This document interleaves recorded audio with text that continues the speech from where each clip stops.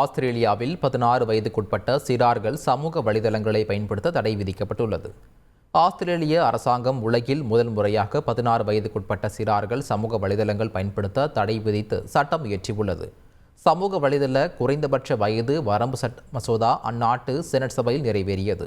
அடுத்த ஆண்டு ஜனவரியில் சோதனை ஓட்டமாக தடை அமலுக்கு வருகிறது.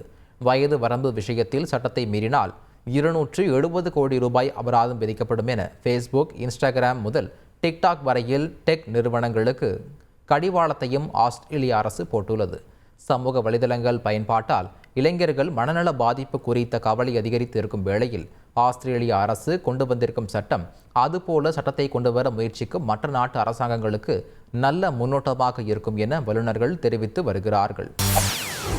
செய்திகளை உடனுக்குடன் தெரிந்து கொள்ள உடனே சப்ஸ்கிரைப் பண்ணுங்க.